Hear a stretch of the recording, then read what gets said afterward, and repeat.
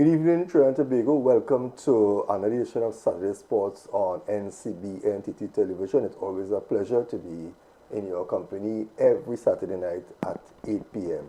A big shout out to all the supporters of the show. I thank you for your support.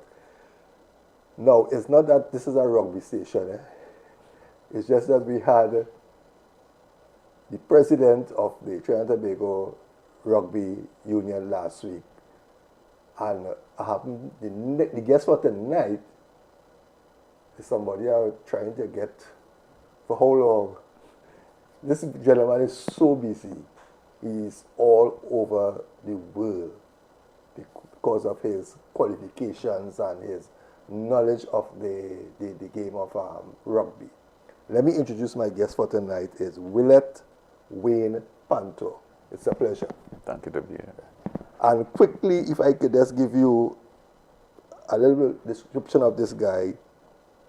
He's the former rugby technical director of Trinidad and Tobago in 2019. He's also the former technical director for St. Lucia Rugby 2019 to 2023. Presently, he's the technical director of the St. Vincent Rugby 2024. Also an executive member of Rugby America North as the Category C representative. 2022 to this present time. So you see why it's a tedious task to get him on a program, because he's always traveling. Mr. Pantor, when we talk rugby, there's no conversation in Trinidad and Tobago that you can talk rugby and your name don't come up, because your entire family is rugby players. Your two sons, I think one is here, one is abroad. Your daughter is also the captain of the national team. Yes. And you were also one of the persons responsible for Exile rugby team from Gasperillo, one of the longest surviving rugby team in Trinidad and Tobago right now. For those of us who don't know who Wayne Pantor is, give them a brief description. So good day to all. Just in a quick synopsis, I would have started rugby with the Exiles Rugby Club in Petrotrin back in the 80s, and coming forward from that through the school system, went on to play for and represent nationally, and went on to Trinidad and Tobago Defence Force. During my time at Trinidad Defence Force, I started to educate myself with coaching courses and so on. So it was a way of me giving back to the sport that gave me so much. So you started coaching while still playing? Yes. Yeah. All right. So while some of the players from Exiles, so Exiles basically was youth-based at that period in the 80s when they were trying to rebuild and so on. And because of persons having to migrate and go on to follow occupations and so on, it basically made the club dormant for a period. Yeah. So it was always an internal dream to revive that club, because again, it was my pathway into the sport. I was active in football and track and field before, but yet something was missing. And transcending onto rugby now, it basically merged those two elements together, and it actually opened opportunities for me to play abroad and so on. So, so in the sense of that being a pathway for me, and it's also, like say, in the present day situation of crime and so on, right? Being around, like say, the hotspot as back in the day with say Marabella, Gasperillo, so on, right? I was also tempted by the dark side, right? And the rugby was a way of bringing me to the light. And it's my view that the same vision that or enlightenment that I got, is my duty to enlighten others about it. You know, that's similar to this guy in Marabella, to Jack. Yes. He because of his community work with the young people in rugby, he has saved a lot of lives from the line in Marabella, you know. Yes. Well, I've also worked with, you know that I've worked with Rainbows also, in the sense of travel with them at outside tournament, assist them locally. And again, it's the same environment between Exiles and Rainbows. Is again dealing with that grassroots individual that sometimes bypass, because not everybody could be footballers, track Exactly. and field athletes, and so on. So it's just about giving them a different option, right? So my philosophy basically, and that I used with my kids, is basically give them the journey without having to suffer the pressure of the journey. Definitely. Right? So in my day, it would have situations where you get selected for national programs and so on. But back then, they're not factoring that you're coming from the rural areas. Yes. So when you go to Port of Spain, and a person training in Port of Spain, and a half an hour after they're home, you're sitting down at the bus station waiting for a bus to go to school the next day, reaching home 11 o'clock, you need to explain that to your mom or your father. There's no cell phone. Yeah. Right? But yet, because of the passion, you have to drive it. And on numerous occasions, even in my work environment, persons try to discourage me from participating in sports and saying, well, choose between your career or choose between the sports. But it's a balance, right? And my journey would not be the same. Everybody's journey would not be the same. Right? But you have to be passionate about what you're passionate about. That's why I have a problem with parents when their kids in school and exam time coming up, and they want to stop them from taking part in sports because they want them to focus on the study. I always have a problem with that, because doing schoolwork is good, but you also need an outlet, right? You can't be studying, and to have an outlet to do something different. You know, we see it in football, when CXC or whatever coming up, they stop them completely from playing the sport. But that's another... Well, it's a myth to the parents, right? Yeah. And if it is, they are not sensitized to the benefits of sport, they will always gravitate to, I need this person to have X amount of subjects to get employed. So even from the whole system of, let's say, the whole common entrance into CSEC and whatever, it's a pressured environment, right? But as you said, there's also need for outlets. So when it is you're saying you don't want your offspring or your kid to take part in sport, but yet they're home sitting down and playing video games for 4 or 5 hours, right? When it is they can do something which is a physical activity, stimulating the mind and also stimulating physicality. So in the sense of the physicality, it also is a health issue. Right? So you have a kid playing video game, he's going to be obese, and I have nothing against video game, because video game is good to stimulate the mind, but it's also good to stimulate the other parts of your body.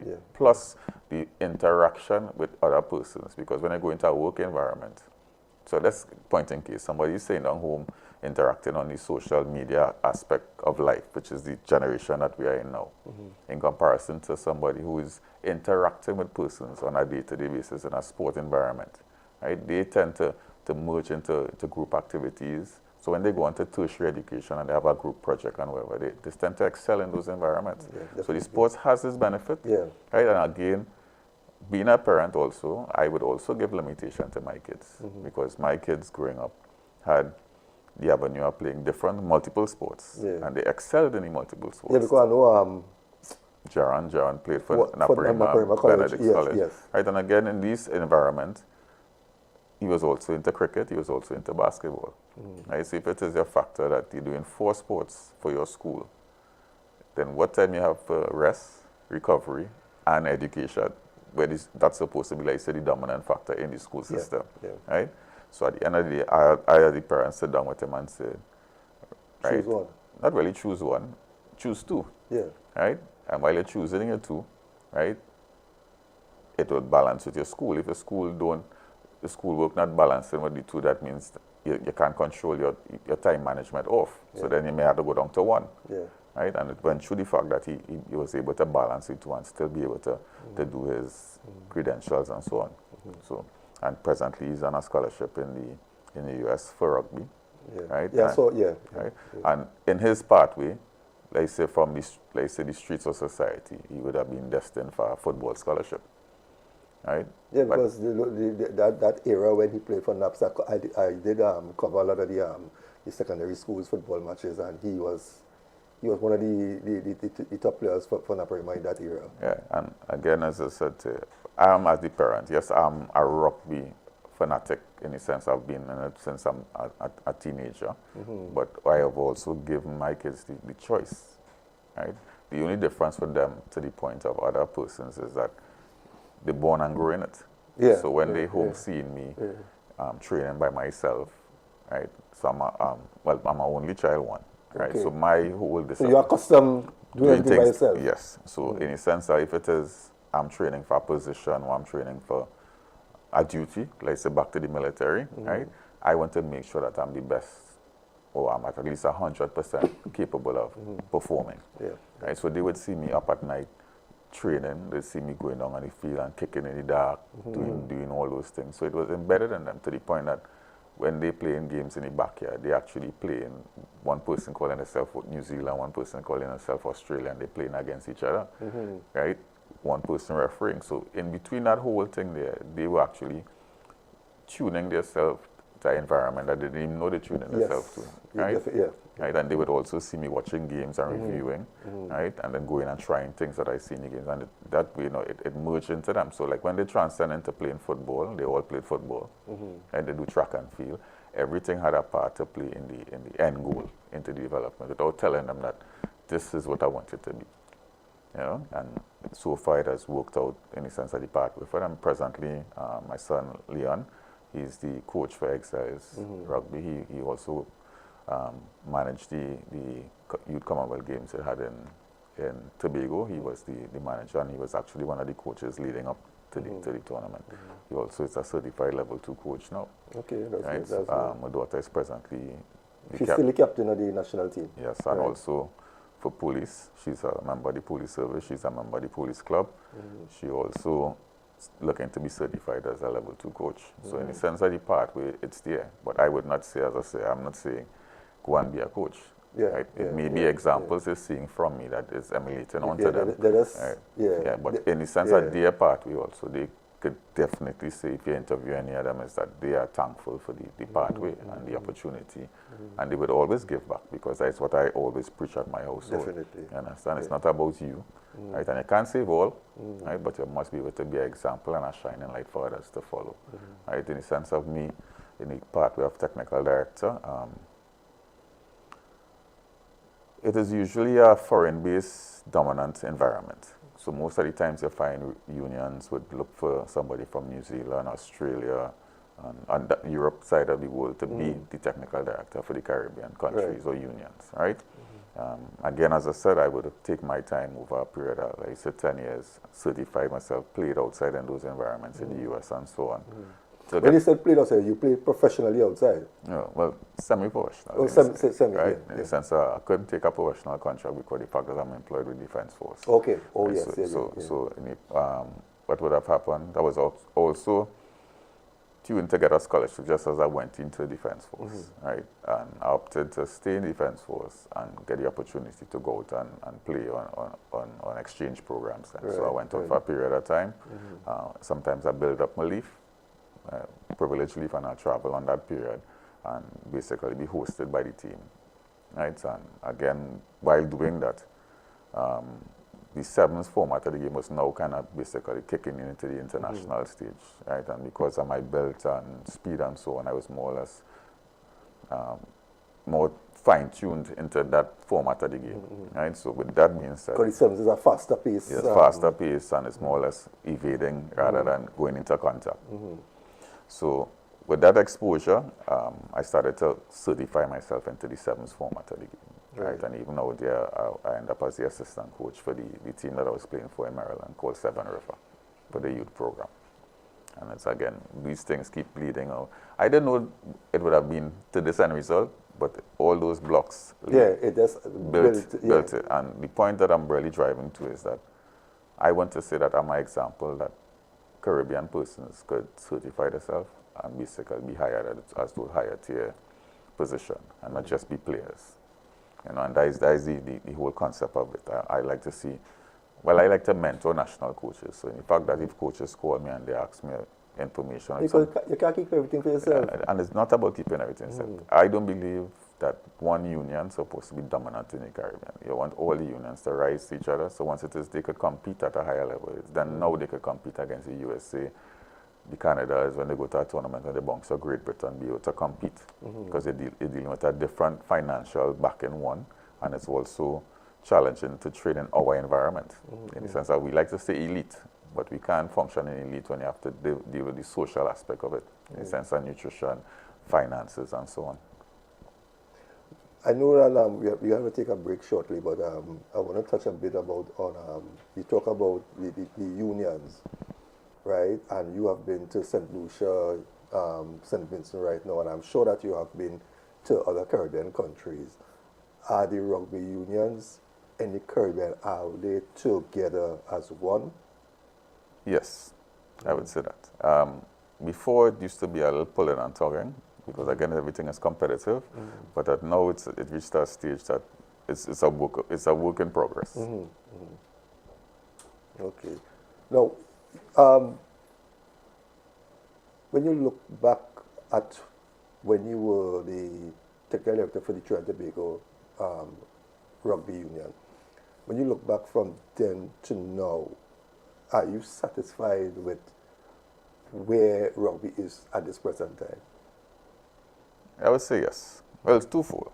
In the context, some of the things that are materializing now would have been because of me planting those seeds. Right. And again, even like in the sense, the present President Maria, she is basically on the right pathway also in the sense of following those seeds to nurture them into trees. Yeah. Right? So people look for the quick fix, but in reality, you need to take time to let the progress or the program run its natural course. And then you see sometimes you find that you have a technical director or a leader or whoever in charge, and they start to build something, and when the next person comes in now, they tend to want to change. And I like what you say, you plant a seed, right? And the next person who comes in have to kind of like mentor that seed and keep it going, because when you start something, right, and it's working, you don't come and change.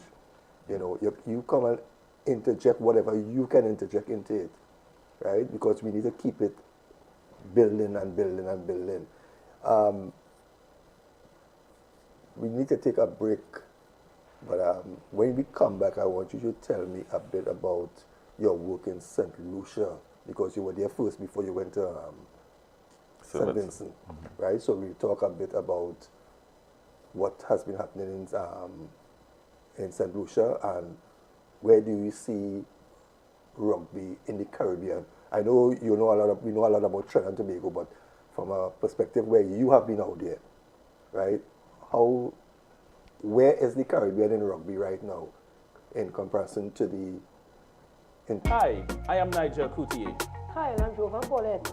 We are coming to a community near you. We're going to speak community talk. We want to hear your issues, your concerns, or what will improve your community. Look out for us. We'll be coming soon, Nigel and myself, to your community to hear in whatever way we can do to improve your environment, be it employment, infrastructure, anything to improve your living as well as our own. Community talk, coming soon.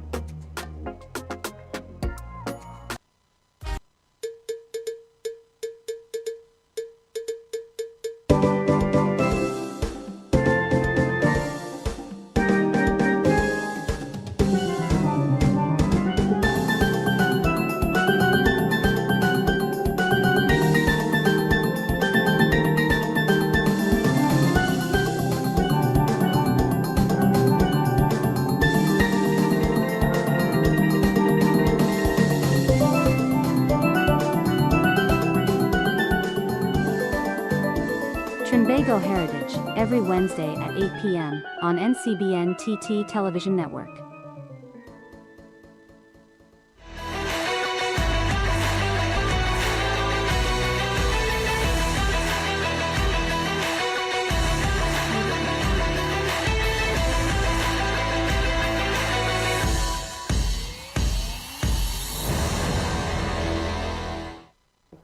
Welcome back, viewers. Welcome back to Saturday Sports. And for those of us, you all who are now joining us, we're talking a bit of rugby with the guru of rugby in Trinidad and Tobago. I knew him as Wayne Pantor. Yet you wanted to continue on. Yeah, I was talking about in the context of the present union and the executive. So in the sense, as I said before, what was absent from the regime, or let's say sport of rugby in Trinidad and Tobago, is really administrative structures, right? And it's also a burning issues with most of those developing unions that are functioning with St. Vincent, St. Lucia, and so on, right? I've also done some work behind the scenes with Jamaica. I would have went to in Chile with the men's team as the coach for the Pan Am Games. Okay. Right. So again, me being around the Caribbean, I understand the struggle of let me say the weaker unions. And when I say the weaker unions, not weaker unions on the field. Weaker unions in the sense of the administrative structure, the resource to finances and so on. Right. So instead of trying to reinvent the wheel in each particular union, right, I don't really go to change the dynamics. I go in, I review your policies, your strategic plan for the next 4 years, 5 years, right, and I try to develop pathways for you to create the outcomes. Because sometimes on your strategic plan, you fill this out to submit to the government and to your Olympic committees, but it's not realistic with your manpower, right? So you have to reconstruct certain things to ensure that you get the benefits down the road. So most times you find most unions looking to compete. So the dream is to qualify for the Olympics or qualify for the higher tier tournaments. But you can't qualify for the higher tier tournaments playing domestic league in the context of your coaches and them don't have that exposure at the international level. So when they reach out there now, they fish out of the water and they're going up against sharks, right? So in backtracking to that now, it's about creating policies, creating proper selection process and so on. So in the sense that Trinidad has begun to evolve into that direction. Right? It's also the same thing I would have passed on to St. Lucia, and I'm presently working with St. Vincent along the same pathway. Right? These three unions, even Jamaica to a point also, getting a lot of support from the Olympic Committee in the sense of in some cases finances, in some cases technical support. Right? And I'm saying once I get NGOs investing in you, it is your duty now to hold up to your end of the bargain, right? But sometimes there's a disconnect of communication with the players. So the players really don't understand what it takes. So when it is your president goes to the government or the ministry to lobby for funds for you to go and participate in a tournament, and you come back with weak results, right? The first thing they're going to say is that they spent X amount of dollars. So they expect a certain reward, which is a medal or on the podium and so on. And so realistically, if it is you didn't prepare for that tournament, you cannot go out there and perform because everybody's going for the same outcome. So my view is that you need to select your tournaments that you're going to. You need to be realistic in your prospects of development. And it's either you're developing or you're competing. You can't do both. Because if you're developing, and you jump into a competition that's above your tier, you're going to demoralize the players. One, because they don't understand the dynamics of it. If you go in development, you go into that tournament with the auspices of you getting the experience of the tournament. So the following tournament now, you can map your way and you'll know exactly when you'll be ready for the podium or not. You know, normally in rugby, you hear a lot about Jamaica, Trinidad, but you hardly hear like St. Vincent. Right. Well, again, where is the level of rugby in St. Vincent right now? Because you are presently there working with them. Yes. So in the sense of if you could have put it in tier, they would be third tier. Okay. Right. So Trinidad, technically second tier. So first tier in our region now would be Jamaica and Mexico, Canada, USA. Yeah. So USA, Canada is one. Right, just below them would be Mexico, Jamaica, and then the rest of the Caribbean. Technically, right now, still kind of fighting up in that pool. So and below that, now you will still have the St. Lucia and the St. Vincent. So, St. Lucia women would have been up in the tier between my tenure or just before my tenure and during my tenure, right? But their challenge was being able to widen the pool. Right, so those were some of the things I was trying to create between the time. But again, there's so much you could do with limited resources and so on. Right, but the mindset of what they had before to what they have now, I think there's a bit change because they get the reality of what it takes and it's required to be at that level. Right, honestly, they need to step up. Right, I'm presently now working with St. Vincent.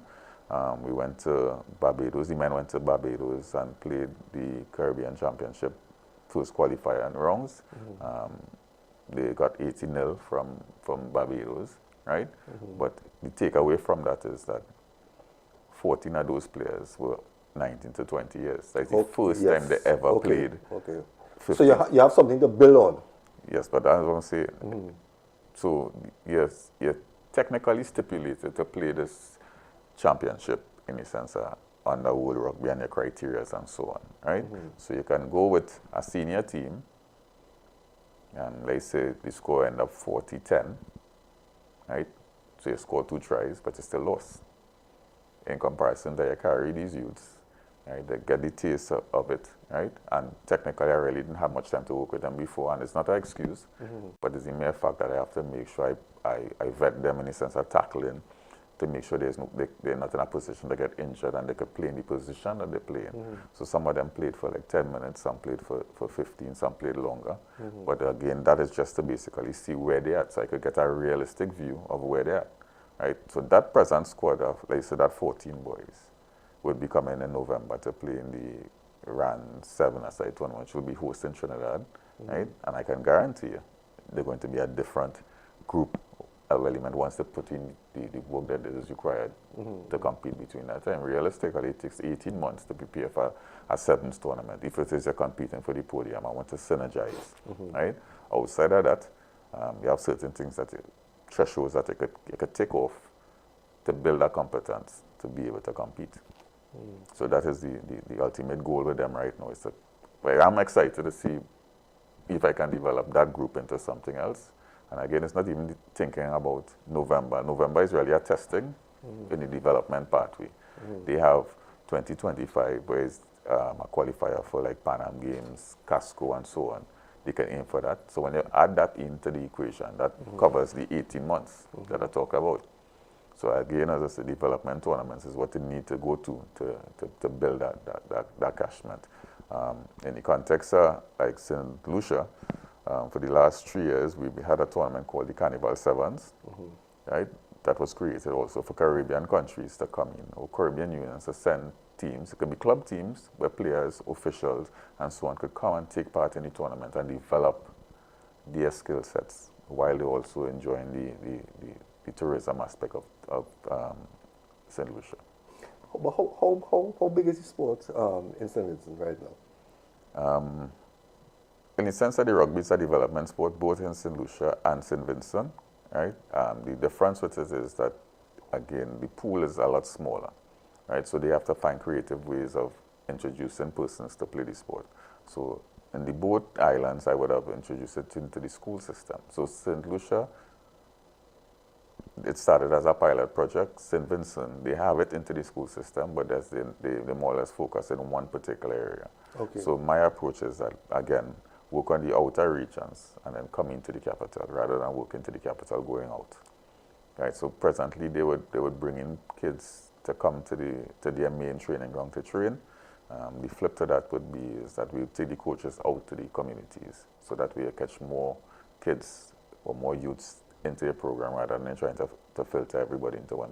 It's more economical to just carry 4 coaches than to pay a bus to bring 12 or 15 persons from different directions. As a coach, how do you develop a rugby player? What do you look in an individual, first of all, Well, that tells you this guy can play the sport and I could work with him? all right, so rugby is a bit different from other sports because it's like there's a position for all sizes. So there's no limitations to say that, or as in the normal Caribbean term, fat boy. Well, that was the term long time in rugby, because remember, a long time in rugby, before they had the 7s and all these things, there's some big fat men. All right, so in the context of that, most of the times you find most coaches tend to target the heavy-set players for 2 reasons. Because of the contact, one, and then because it's an easier target in comparison to trying to cross over a football or a track and field athlete into the sport, right? My approach is a bit different. I basically will introduce it to anyone, right? What I would say is the difference with rugby to different sports is a mental capacity and tenacity in the context of how far you're willing to push yourself. it will determine how far you want to go. So some persons will come into the sport and be social players, so they'll play at a club level, and then some persons want to go to the next tier. And when they get the taste, like say for instance, most of the youths would have gone through the under-19 program. From the school system, you go to the under-19. So from a school perspective, their goal is to make the national under-19 and travel and represent the national under-19. And most of the times, most of those players after the national under-19 don't go on to play with the senior teams. So that is one of the shortfalls, like so for instance in the Trinidad program, that there needs to be a pathway into like a national under-23 and then onto the senior team. Right? So from a club aspect, my approach is different. Right? So with exercise, we would target the schools. I would actually go into the schools and ask the schools who are the delinquents, as we would term delinquents, or indisciplined. Right? So my philosophy in indiscipline is somebody trying to ask for help, but don't have a way of expressing. Right? So I would take those, let's say, troublesome youths and basically have a discussion with them, say, come and try this sport. Right? And when they try this sport, then they tend to gravitate and they tend to be the actual better players eventually. You know, and the end goal of that is being able to turn that person to a holistic person on the field and off the field. And I have teachers come up to me and say, this individual is changed. What you did with him? And I said, rugby, the gospel of life. You know, I have a similar experience to that because I remember some years back I went up to St. Madeleine Secondary School to ask them to use the ground to play some football. And, you know, I saw children just all over the place. Yes, and a long story short, I ended up spending 12 years at St. Madeleine Secondary School coaching the boys and the girls team. I also introduced boxing to the school. And I dealt with the so-called children who the teachers say, well troubled. Yeah. And up to today, when I walk the road, I hear, sir, you know, you can't remember. And I have never seen these children I'm telling you about. I don't know if they were disrespectful to the teachers, but they have never, ever disrespect me, you know. I think one of the challenges that modern day society faces is that as adults, we tend to stay in our time zone. You don't change. Right, so sometimes you have to evolve. So again, no matter what island I go to, I tend to submerge myself into the local culture, right? So you know the local slangs and whatever, and when you go into the school, so like for instance in St. Lucia, they don't say rugby, they say roughby, right? Okay.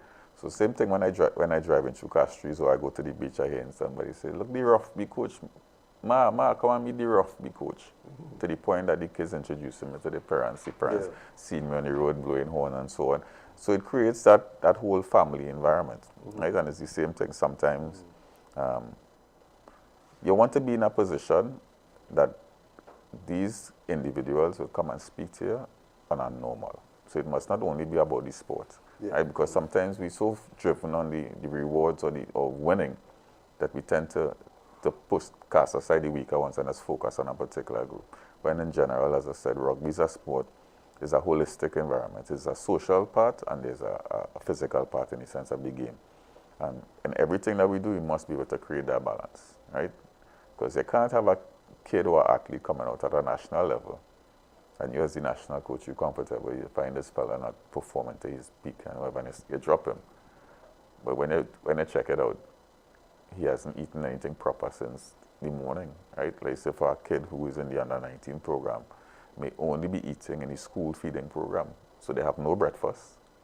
They're eating something maybe lunchtime, and then in the afternoon there's nothing, and then they're coming out to exert themselves for the next 2 hours, and then go home on an empty belly, right? So you have to make sure these little simple things is where you need to find out. And second, you don't need to make it broadcast. You as the coach could bubble up, and like exercise, we have a kitchen there, we cook.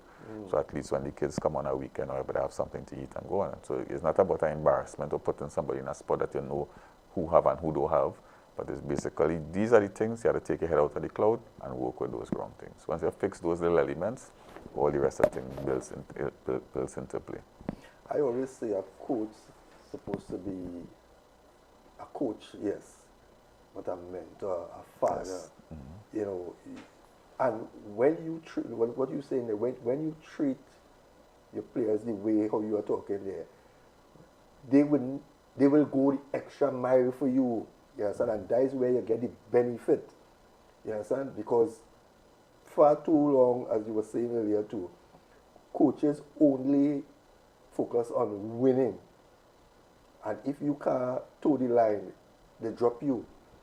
Not knowing that maybe another 2 weeks or a month down the road, you could have improved to be a better player. Well, as I said, it's a life cycle, right? And I've been around this sport to the point that What years? in total, I would say I crossed over 35 years Yeah, in the sport, yeah. right? And in reality, I would have persons who would have played with me who went on the dark side and succumbed to violence, gun violence, crime, and so on. It would have players I would have coached would have also died under gun violence and crime and so on. And that's the reality. And I'm not even talking about locally, I'm talking about regionally, right? Individuals who, it just didn't work for them, right? And again, each time I look back and I'm thankful for my journey, and I will always give back to the sport until, right? And that's just the baseline of it. You have lost a lot of athletes to crime and all different things. And I think sometimes that is where the coaches fall short, because you have to be able to identify, you have to know your players. I'm not saying that know them what position they are on the field of what it is, but you have to look at your players. You might see a player come on there and he might be moving a little bit more quiet, or you need to investigate, and that is what makes a good coach.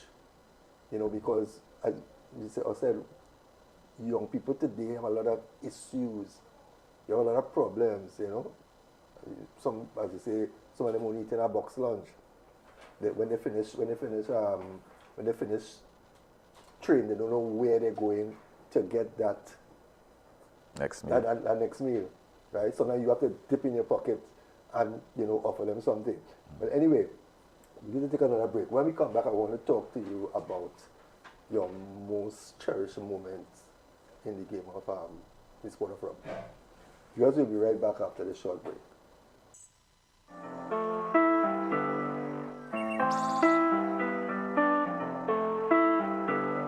Change on TV to the sound, boy, better stay calm, be cool.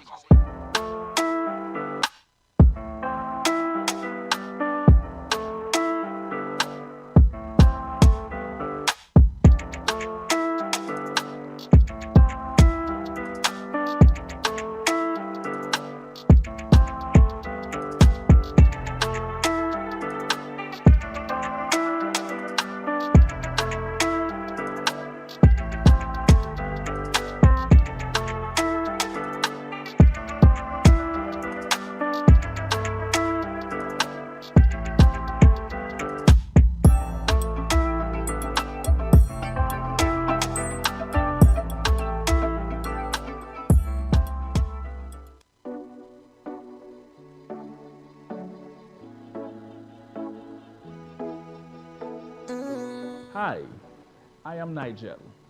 Quote Me Today is your daily motivational segment to start your day right.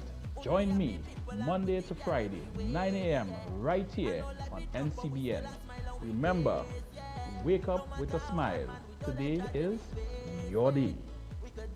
Straight like why when we testing, we just bet hard when we jamming, we just jam down when we drinking, man is strong from a pop a bottle right now when we betting, we just bet hard when we jamming, we just jam down when we drinking, man is strong from a pop a bottle, push up your hand.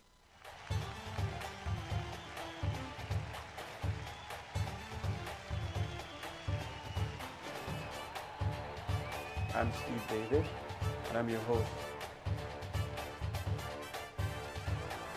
Today I talk football as usual, and I have with me Linda Bramble, welcome to the set. Michael Raghunath, welcome to the set. Mr. George Jefferson, George Anthony Clark, welcome to the set. That's Dwight Delion. The president of the SSFL, Mariri Gonzalez. Mariri, welcome to the set. Leroy Delion, welcome to the set, Leroy. Thank you very much. Thank you for tuning in every Tuesday night, and NCBNTT, thanks for the opportunity.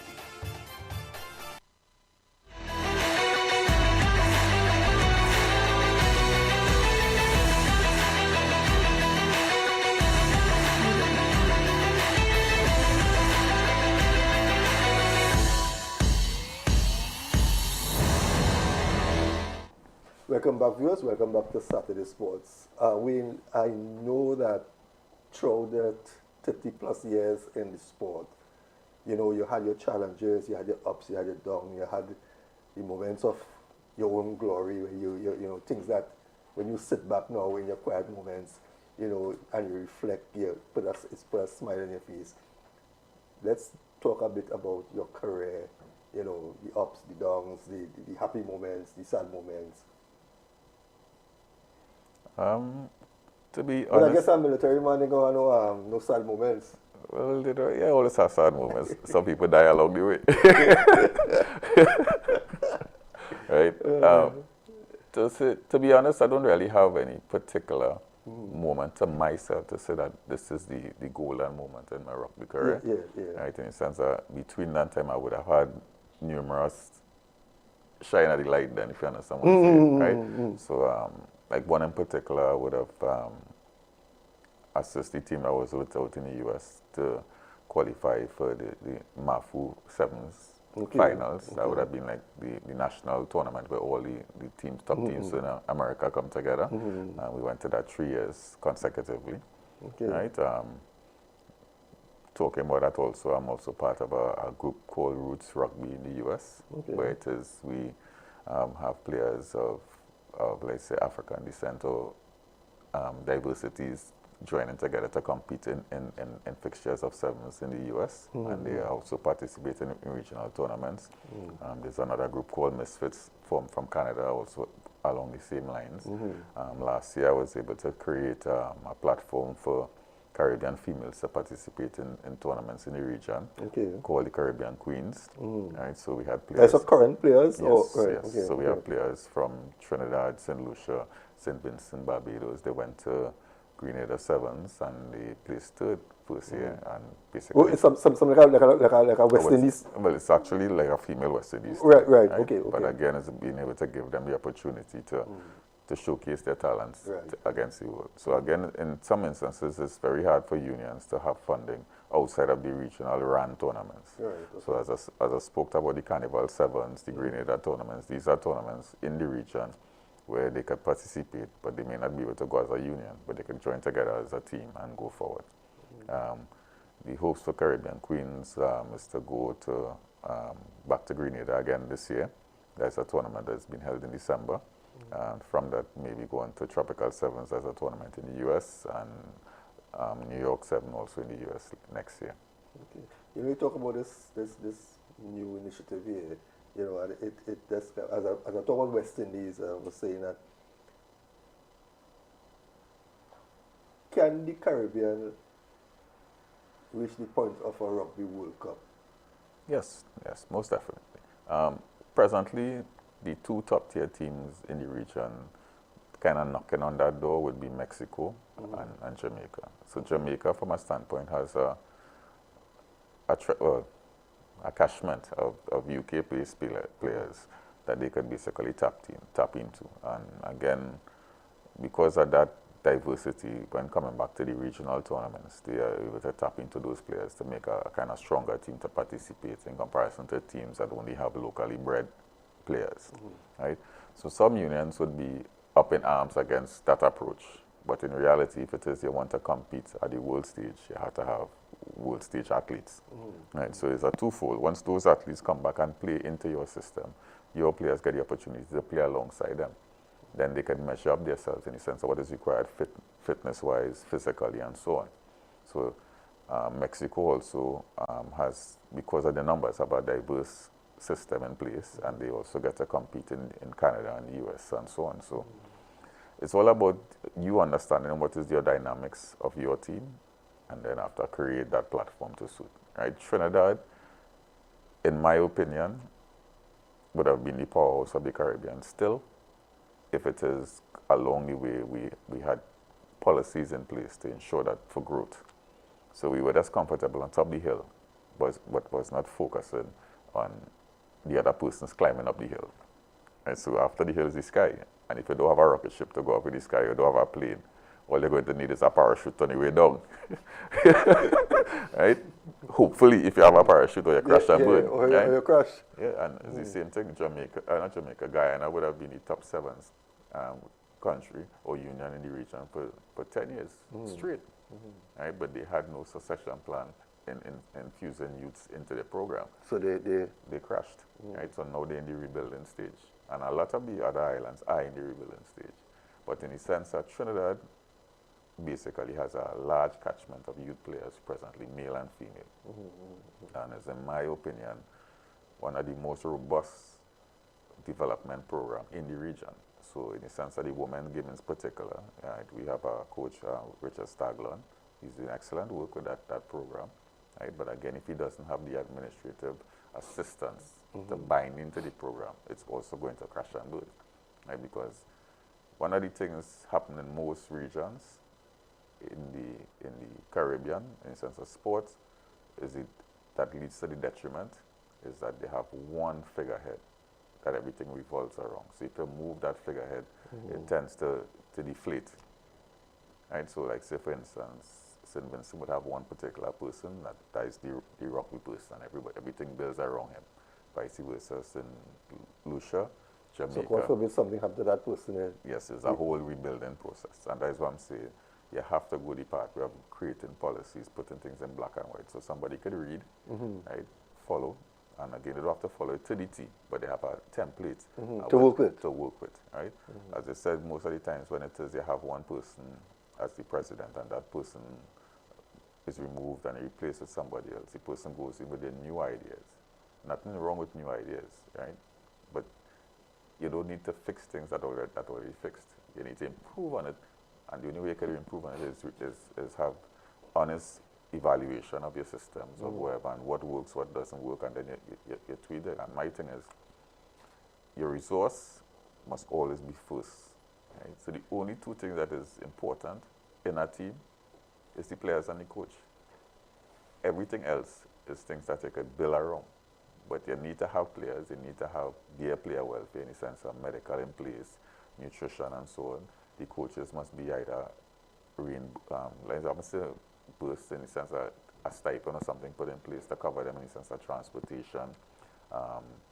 Because again, just as I said, when it is a player comes and doesn't have funding or whatever to go home, is the coach out of the penny pocket. Exactly. Right? Exactly. And I could attest for that a lot of times my family was left undone because I assisted outside. You see? Right? But God provides that way. Yeah. So even if my family may sacrifice here and it benefits somebody along the way. Yeah, right? that blessing coming back. It's a full circle. It's a full circle. It's a full circle. And again, my family would have grown and understand that philosophy, right?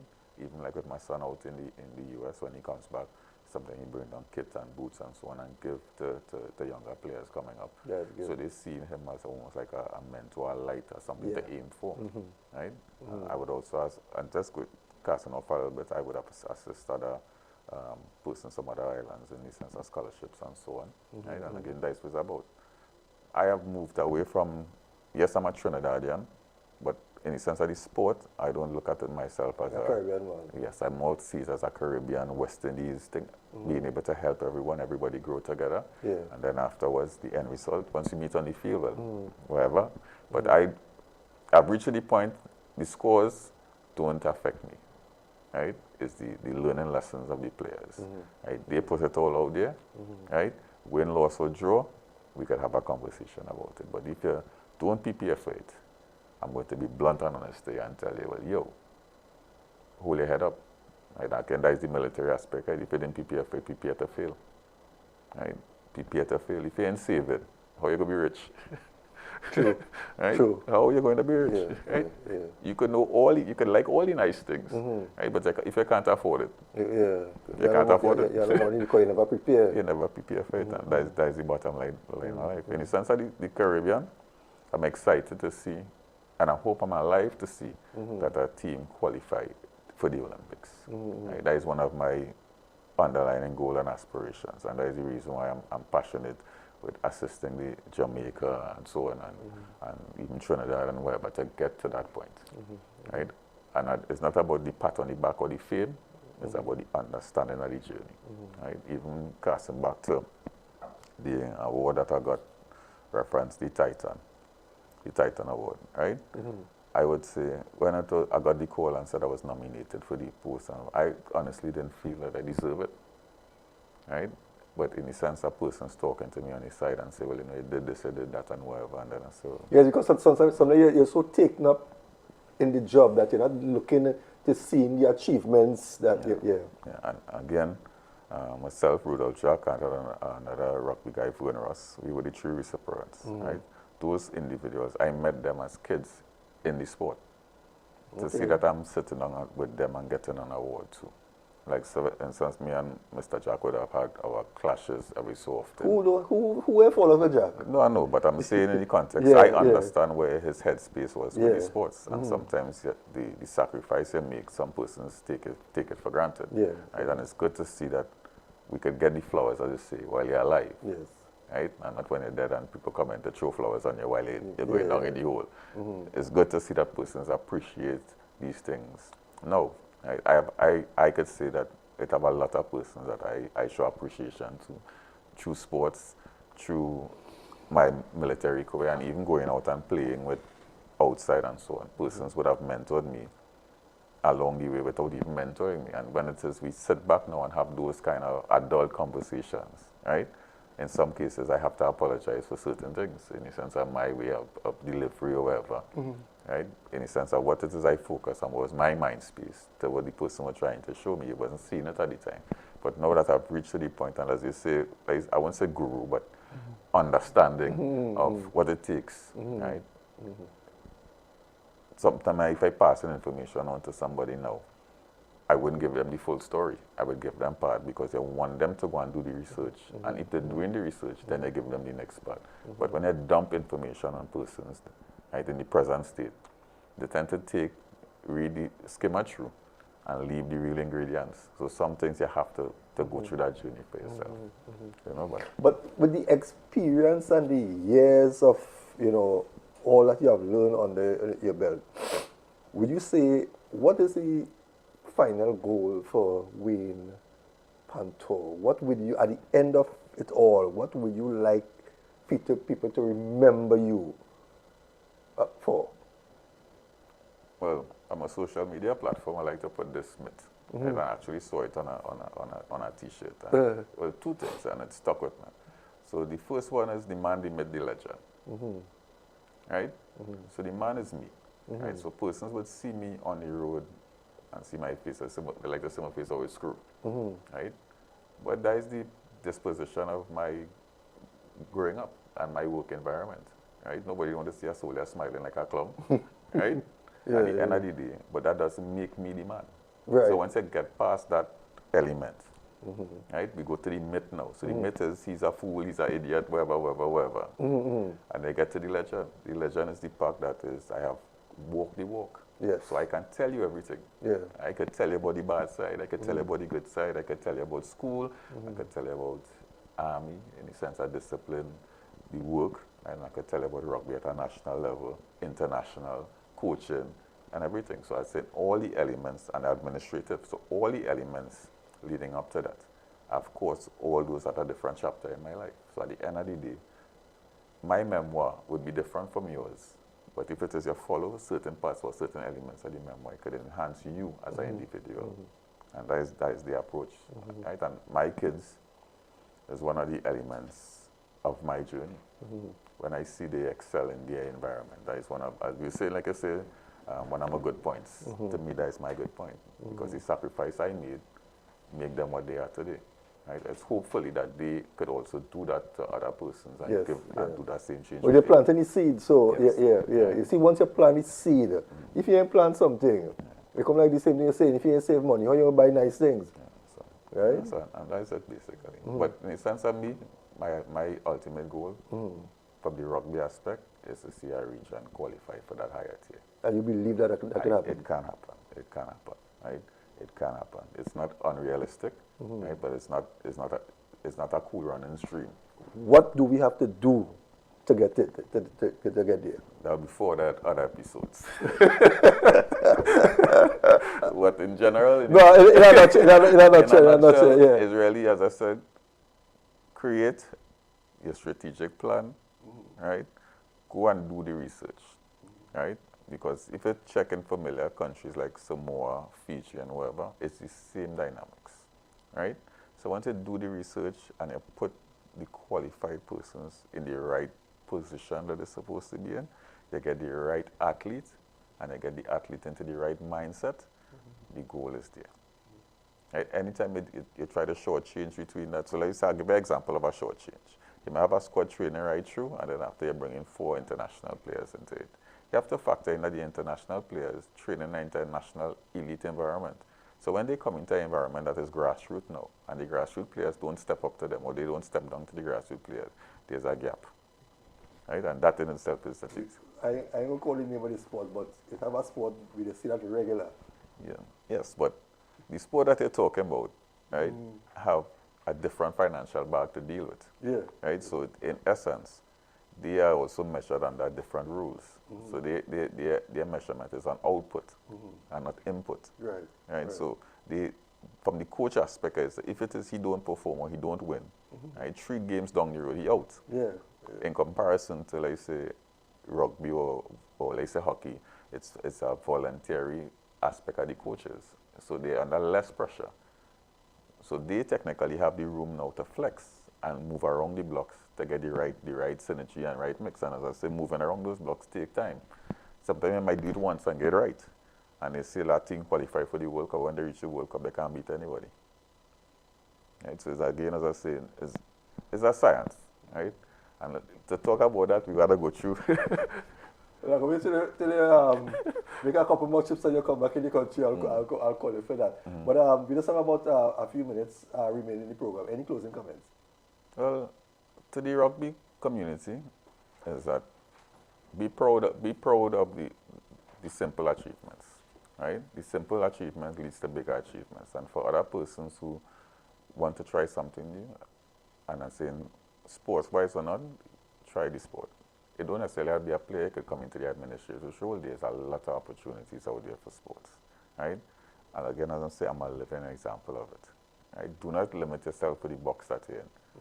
Who would have thought that I would have gotten employment outside of Trinidad with rugby, right? But again, as I said, I did all my research before, and I made sure I qualify myself in certain things to make myself marketable outside, right? I'm a retiree from the Defense Force, right? And that also assists me in my mindset of where direction I wanted to go. And that's it. It was a pleasure. Viewers, I want to thank you for staying with us here in the last, another episode of Saturday Sports. We want to thank Mr. Pantor for spending this time with us, and wish him all the best as he goes along throughout the Caribbean, promoting the sport of rugby. Viewers, remember, you can catch us next week, Saturday, right here on NCBNTT television for another episode of Saturday Sports. Do have a blessed week ahead. See you next week.